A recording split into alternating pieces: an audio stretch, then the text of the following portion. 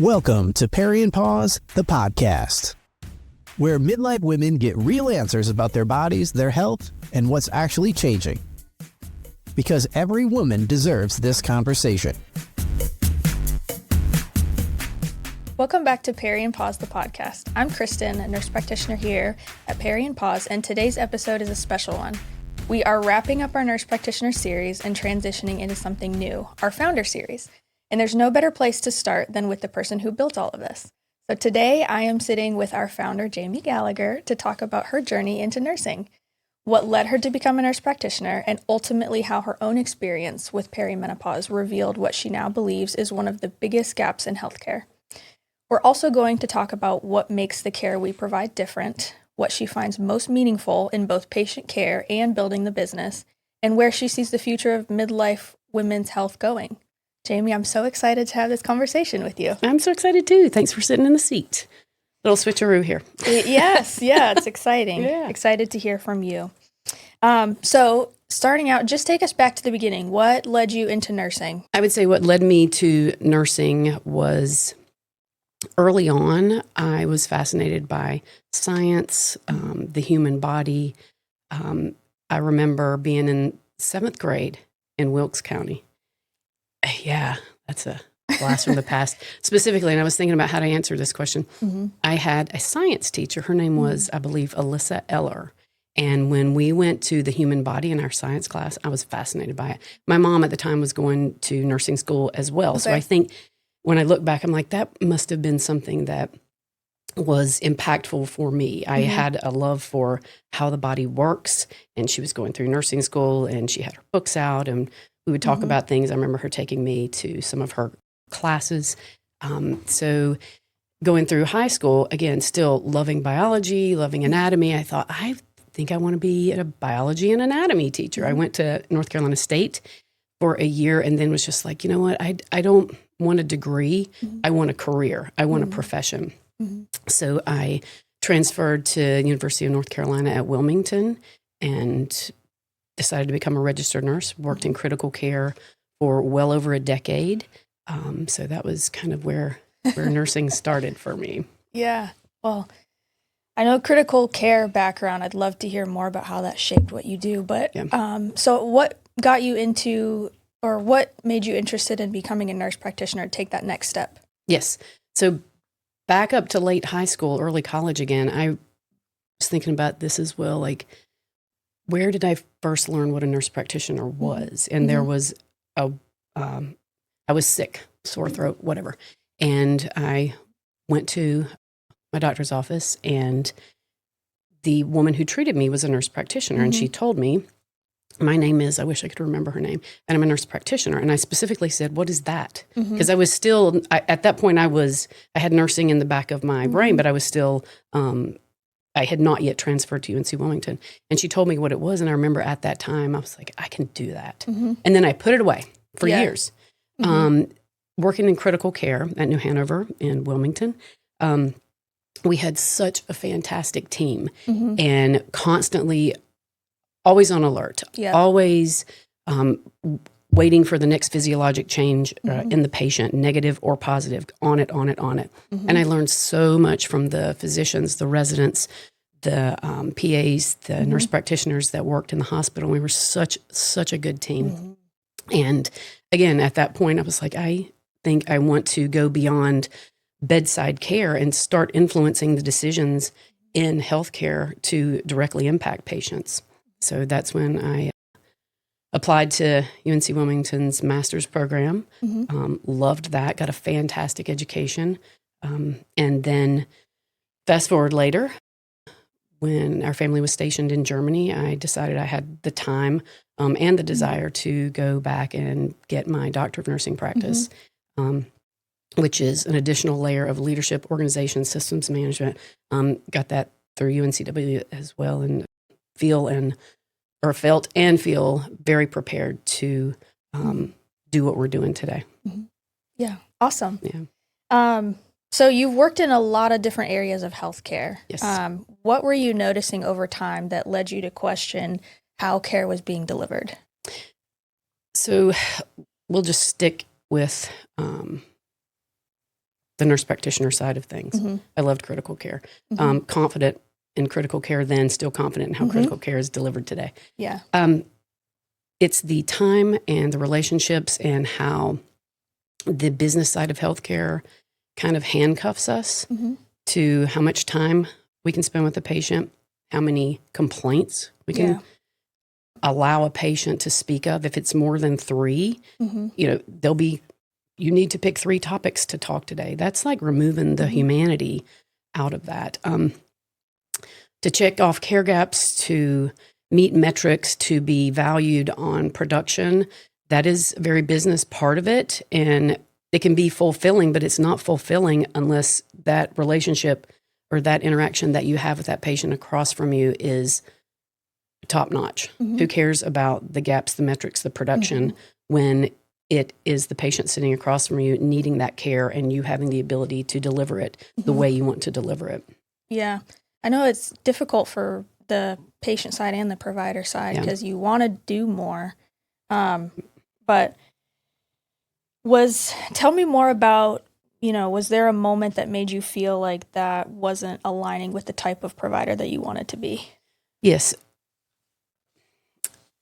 That's a really good question. I probably can't put my finger on an exact time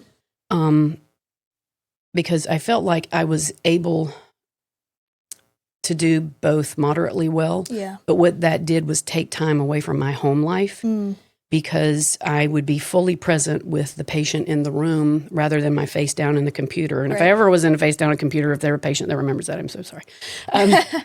But it would segue into my mornings being up at 4:30 or 5 to finish the charts for the previous day. Every Saturday, maybe Sunday, I wouldn't do that. So I tried to balance that. But it became more clear to me the more focused I became on midlife women's care and menopause, because when I was working for a large health organization, patients that had other primary care providers within that system would ask to come see me by, from their neighbor or even from that clinician. Hey, let's get you started here. Jamie Gallagher can see you for this. And fortunately, the organization would allow me to do 40-minute visits with these women, but it was just that still almost wasn't enough for the whole, let's start from top to bottom so you can understand you. Because a lot of times these women were coming in with, my neighbor sees you and she was telling me that I might be in perimenopause. So what do you got? I've never even heard the word perimenopause until my neighbor said that. So we have to start from scratch, like where you are now, why this is a thing, and then why isn't it a thing? Like why? Right. So why does nobody do this? Right. And we can talk circles around the lack of education and things like that have contributed to this gap in healthcare. But I would say it really became apparent when there was that missing gap, and I was trying to fill that gap in a system that didn't allow for time, and it doesn't allow for time because of money. Okay. Yeah. You've also shared that your own experience with perimenopause played a big role in this. So what does that experience look like for you both as a patient and then as a provider? Yes. So as a patient, I had difficulty finding answers that I thought maybe someone else knew, and it was just me. And then when I realized the providers that I went to didn't fully understand that, super supportive, that may be it. Hey, let's try this medication, or let's try this lifestyle change that really wasn't making a difference. And as a provider, I was like, well, I'll take that back and I'll figure it out myself. Yeah, right.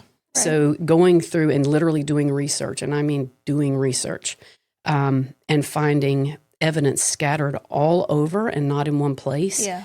It was refreshing to me, but it also made me frustrated with how the system is. Like, oh, it's out there. Stop saying, oh, we don't have research. There's research out there. So putting it all together helped me feel less like, oh my gosh, all these things are here. Right. And look at this pattern. Yeah. Look at this pattern. Oh my gosh. So it is a pattern. It's connecting the dots and being able to see this as an integration rather than seeing it in body parts, palpitations, go to cardiology. Oh, you're gaining weight. Here, you need to exercise more and eat less, which that doesn't work. And I've said it in multiple podcasts. Yeah. your hair loss, here, take this medication. What's causing it? Well, I don't know. Maybe your ferritin's low. Oh, no, your ferritin's fine. I don't know. Just try this and let's go from there.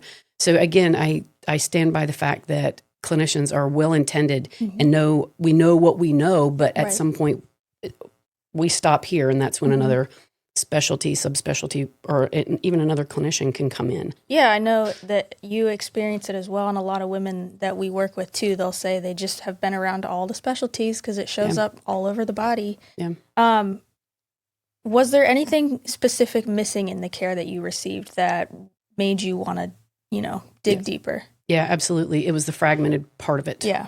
Okay. It was the short amount of time and just body system, here's a pill for that, here's a pill for that, here's a pill for that.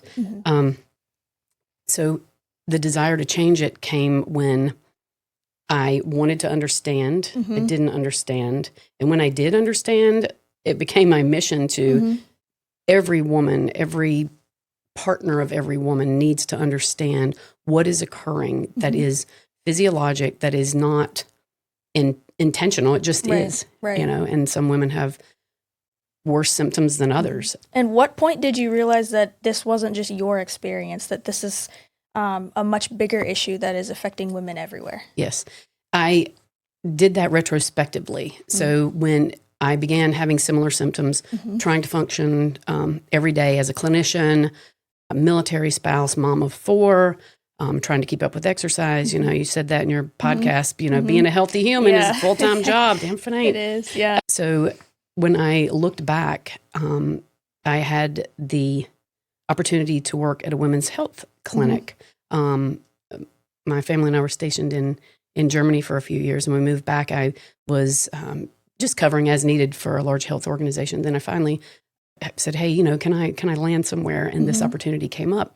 And you look back in life and it's like, everything has a purpose. So when I was working at the women's healthcare clinic, it was an OB. It was primary care for women with a gynecology focus. Right. And, missing doing 2-week-old checks and sports physicals and, the geriatric side of things.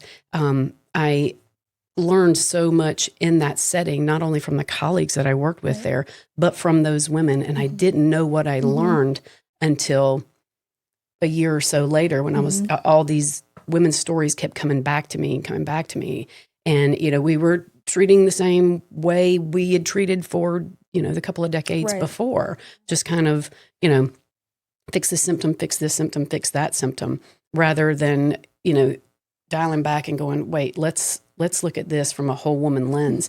So that it was at that point, my own experience, where I looked back and thought, oh my gosh, now I see it everywhere because I saw it then, I see it in me, and I see it in front of me every single day. Tell me more about what makes you feel strongly about this being the biggest gap in healthcare. It is because it is a little over 50% of the population from late 30s onward that is there. It's not, it might be in the differential. It is in the differential. Differential meaning the group of diagnoses that you can come up with as a clinician to treat and develop a plan. So when you have half of the population experiencing something that's normal and natural, but impactful to a huge degree for a lot of us, then that needs to be filled. Absolutely. Because it has a ripple effect to her relationship, her career, her children, how she feels about herself, her relationship with her parents, her siblings, her daily living. And when all of that is affected, how can you not want to fill that gap? Yeah. And it's such a, wide range of women too. I think a lot of people are unprepared to learn. It can, start as early as your 30s. So that's a large portion of life for women. Yeah. So how did all of this turn into Peri Pause? Oh my gosh. That's a really good question. Yeah. It started with me looking at my husband and said, hey, I have an idea. That's his most favorite and least favorite thing that comes out of my mouth. Yeah. So he actually was the one who encouraged me to do this. And he would say, well, when you start your menopause clinic, and I was like, whatever. But it sat on my heart for a long time. And he was like, I'm serious, And he was so supportive. And without that support, this would not be. So with his encouragement and us just putting our heads together, I developed what I thought would be the best way to deliver this care, which is time and relationships.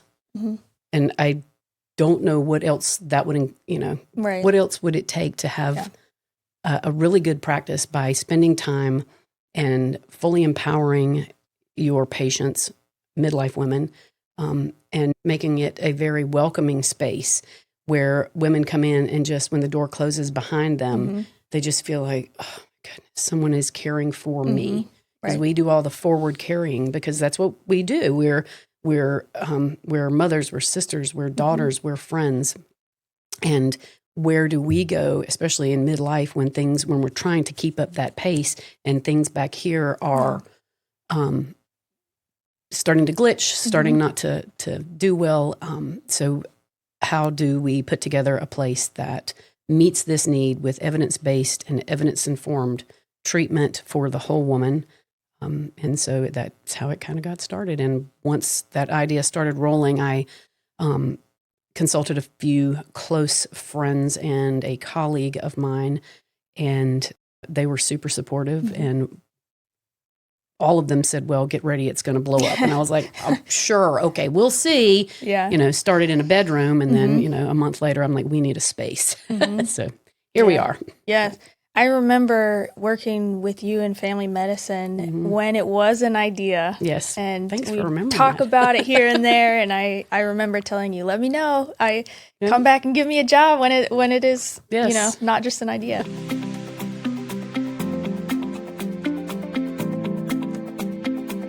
Hi, I'm Jamie with Peri Pause. We are passionate about midlife women's care during the perimenopause and menopause years. Women see an average of 4 healthcare providers before they find genuine midlife women's care. I started Peri Pause to fill the gap that is midlife women's care.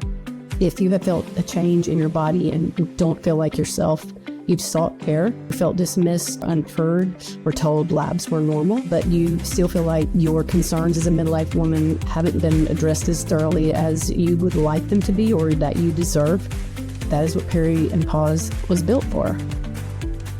This gap that's midlife women's care involves relationships, how a woman feels about herself, her performance at work, how she feels about herself as a spouse, a partner, a mother, a daughter, a sister. When a woman comes in and says, I know this is normal, but I need help, it's affecting every part of my life. I don't want any woman to feel like they just have to power through or that there's no help for the symptoms. There is absolutely help for your symptoms. I don't care what your history is, medical, family history, everyone deserves this conversation. They return and say, I feel like myself again. Those are magical words. Every woman deserves this conversation. You do not have to suffer in silence, and that is why Peri Pause is here. What did you want to create? Tell me a little bit more about what you wanted to create that was different than a traditional healthcare setting. Yes. I wanted it to be driven by the patient's needs. That would probably be the biggest thing I would say. And also, well, what I told you and every nurse practitioner that works with us, what is most important to me as the lead or builder of this practice is that, number one, our patients feel cared for, validated fully, and that our nurse practitioners feel cared for, validated, fully supported in their career. So it's twofold. It's patient care and clinician care, which I think is just as important as the care of the patient. Yeah. And kind of switching gears here, but there's so much information out there about hormones and midlife health. How do you define the care that we give at Peri Pause? Yes, I define it as whole woman care, looking at it through the lens of the perimenopausal woman and the menopausal woman, and not leaving that off the table. Like I said, it has to be first and foremost. That is the lens you need to look through as a clinician for any woman, late 30s and older. you must look at her through that lens. There are other things that, you know, she's dealing with where chronic conditions start coming up, other things from the past, all of that. And those can't be overlooked. Right. So we don't do hormone care. We do whole midlife women's care surrounding perimenopause and menopause. And I think that's what differentiates us, because we're not a hormone clinic. We are essentially not primary care, but we do primary care. We will not overlook abnormal labs, abnormal imaging. We will refer to specialists. If it's a primary care issue, we will manage that because we are strong in primary care. If you have a primary care provider, we will collaborate with them and make sure that all of your clinicians are communicating and that you're getting the best care everywhere. Right. Yeah. What would you like women to understand about the difference between true comprehensive care for a midlife woman versus what they may be hearing somewhere else? I think it incorporates genuine listening and understanding and validating what they're experiencing. We don't just treat symptoms you present with. We seek out potential problems that you will be dealing with. Right. Example, we'll check your fasting insulin and your A1C, which these are diabetes tests. Your A1C may be normal. Your fasting glucose may be normal. But if that insulin is elevated, borderline high, we're having a conversation. It's not just, oh, your mood is low. Let's try this medication. Why is your mood low? When did this mood change? Has it always been like this? Is this situational? Is this, your underlying perimenopause on top of situation, which is like pouring gasoline on a spark? Yeah. So the comprehensiveness is not just what you present to us. It is what we seek out in anticipation in true preventive fashion. Right. Yeah. And I think also really trying to get to the bottom of something versus just putting, almost a Band-Aid on things. Yeah. Waiting for, a lot of patients will come and say, well, I'm not quite this, so I can't be treated until I'm this. Let's not even go there. Let's not get there. That's the whole point, right? Yeah, let's be proactive. Right. Okay, so tell me about the most rewarding parts of the work that you do with patients every day. Yes. My visceral instinct is when a woman comes back and says, you saved my life. But also seeing this grow. And, a problem to have is what my husband always says. This is a problem to have. I'm like, yes, it is. Seeing it grow, seeing women truly feel cared about and loved. I don't know what other word to say. Yeah. And I think that is probably the most rewarding. Dude, I changed my patch last night, Joe. What the hell? Hold on. Woo, Lord. I'm freshly hormoned. Don't know what the fuck that was. Anyway. Okay. Ooh. I cannot show my human side. Somebody has to cry on the podcast. Right? Let me cry with you. But okay. Okay. So tell me about some moments or stories that remind you of why you build this. Just generally speaking, women will come back and say, I told my book club about you. Oh, my best friend is seeing you, us. Positive feedback that I get on all the nurse practitioners who work with us. Like I have women that are, there's one in particular, and if she's listening, who you are. She's like, I don't refer you to anybody. She said, because when I want to see you, I want to see you. She goes, I just tell them to come see anybody they want, and that you truly have handpicked every nurse practitioner because we have emotional intelligence. Everyone that joins us, the emotional intelligence, the listening, just the core of who you are as clinicians are what is building and growing this practice, our model, our mission, vision, and values. Those are so important to me. Yeah. So on the business side, then, what has been the most fulfilling for you as you've built Peri and Pause? From a business standpoint, as an entrepreneur, which I never saw myself becoming, oh my gosh, I was a nurse practitioner 2 years ago, and then bam, all of a sudden I'm an entrepreneur.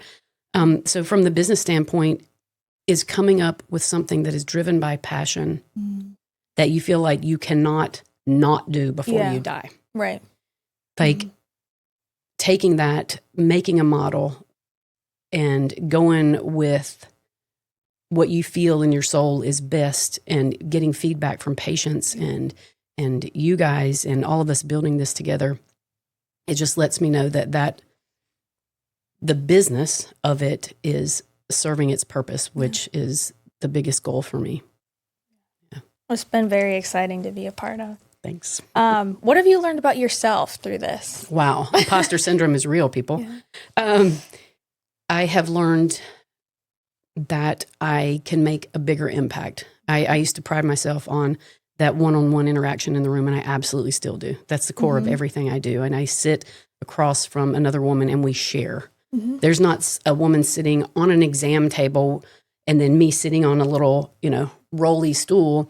It's a deep conversation in a comfortable, I say dimly lit room, but a room that, there's no exam lights blaring at you. And we have that deep connection.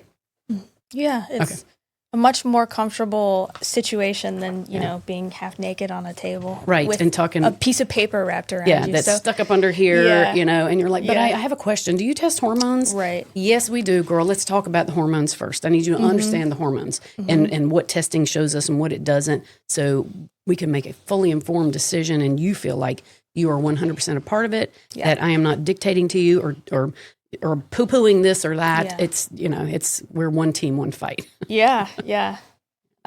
What are some of the biggest challenges that you see in the space today? Absolutely, the misinformation that still surrounds everything about midlife women's care. I mean, every week I'm going to start, maybe not a podcast series, maybe Facebook, something that says what women told us this week. Yeah. I keep bannering that around. They will come in misinformed. They will come in with TikToks. They will come in. I am so bothered by the number of women who come back and say, I went to my clinician, whatever specialty, and I felt shamed. I felt like I have done something wrong being on my nice little generic estradiol patch and my nightly progesterone. Or my clinician made me feel like this was wrong. But a handful of them have said, and again, you guys know who you are, have said, well, I told her or him, I came to you about this a year ago, and you told me I just had to get through it. Yeah. Or you offered me just a birth control pill and said that was it. Right. And so that is the most frustrating, is that we do such good, deep work. And when they go out confident and knowing what they know, and this is absolutely evidence-based and evidence-informed, and someone on the other side tries to either take that away from them. Why would you take that away from them? Why would you not also be curious about that? Right. If you know menopause is having a moment, and it is, and you treat midlife women, I don't care what specialty you're in, learn something about it. Yeah. Learn about the safety of hormones. Learn about the fact that the Women's Health Initiative was a misinterpreted study that the media went crazy with, and it derailed decades of women's health. Yep. Understand that was almost statistically significant. So interpret those words however you want to interpret them. Do not shame a woman for getting solid menopause care. And I think it comes from there are other spaces out there that make promises about hormone treatments and things like that without understanding true midlife women's physiology. I think, but we're not going to be blended with that. We are midlife women's care surrounding perimenopause and menopause, and that is what we do from a primary care lens, from adult geriatric nurse practitioners, family nurse practitioners, women's health nurse practitioners. Like, this is a mission. This is not a business, I guess I want to say. So that is frustrating every single day. I feel like I get so defensive when a woman comes in and shares that experience, especially with a clinician that she has trusted. And a lot of them will say, they delivered my babies. I love them. But when it came to this, I don't know if I want to go back. And that should say something to the bigger picture of healthcare. Right. Yeah, it's a lot of empowering, educating, and I'm so proud of these ladies when they're able to go back and have these conversations with their other clinicians. Yeah. Why do you think there's still so much confusion, though? It's the lack of education. It's still the lack of education. We met a gentleman a couple days ago, Stu and I, and he said that his son-in-law, nephew, cousin, something like that, just graduated from PA school at a local university. And when he and his wife were talking about menopause, they're huge menopause, they're not clinicians. They own a small business in Fuquay, and they share all that she has learned in this space. And they said, he was like, wait, what? And he scrolled around looking on his phone and was like, I didn't learn anything about this. We're still there. Yeah. But I'm confident. I know it's changing. It already is changing. We're going to contribute to a clinician education. That's something coming down the road. So that's why we are where we are. So if a woman is coming to you as a clinician, I'm speaking to clinicians now, you need to listen to her and understand that. And if she's sharing something with you, take the time rather than just firing off, take the time to go and actually research that. There is research out there supporting this. You just have to find it. What are the core values that guide how you and our team care for patients? I would say core values are integrity, respect for our patients, for ourselves, and practicing from a place of humility coupled with deep knowledge. I would say we put those together, and that is probably, from a values perspective, those would be most important to me. You mentioned that a couple years ago you weren't sure what your purpose was. How has that changed? Yes, it has changed because starting this practice with my idea of what it could potentially become has become even more than what I thought it could become, if that makes sense. And getting that feedback and knowing at the end of each day we are making a difference and improving lives. And honestly, what else is there? Right. Because it's fulfilling to me when our women and our patients are fulfilled. So I understand my purpose at this point in my life now, which is huge. And I'm super grateful to be able to say that. Yay. So where do you see Peri and Pause going from here? Up. No, just continued growth. We will not stop growing. It will, if there's ever not a need, that's when we stop growing. I don't see there will ever not be a need. Like a new menopausal woman is born every day. And the number of clinicians that specialize and are fully knowledgeable and trained on this are very limited in number. So we are going to do nothing but move forward and grow and keep our model as it is because it's working. I won't change that because I want to keep it at the level that it is. Right. Yep. And so more broadly, what changes do you hope to see in the future of women's healthcare? Yes, absolutely. First and foremost, education of clinicians. I think women are educating themselves through shared stories. One woman learns something that she knows is right, and she shares with multiple other women, and it just continues to go from there. I think it's super important that when a woman sees a healthcare provider in midlife, that it needs to be a base. This woman is having neuroendocrine cardiovascular changes as we speak, and I cannot not look at her without keeping that in my vision. So I think education on the clinician side is huge, and it needs to be occurring much more rapidly than it is now. Jamie, thank you so much for sharing your story and your perspective. I think what stands out the most is not just the care that you provide, but the intention behind it, and the commitment to truly understanding and supporting women in this stage of life. If you are listening and you have ever felt dismissed, confused, or like something just wasn't adding up with your health, you're not alone, and there are answers. At Peri and Pause, we are here to provide evidence-based, individualized care for midlife women. Thank you for joining us on this episode of Peri and Pause, the podcast, and we'll see you next time. Thanks for listening. If this episode helped you feel more informed or less alone, please subscribe, leave a review, and share it with another woman who needs this information. You can also follow us on social media for more education and updates at facebook.com/periandpause and Instagram at peri.and.pause. Until next time, take good care of yourself. The information shared on the Peri Pause podcast is intended for informational and educational purposes only and should not be considered medical advice, diagnosis, or treatment.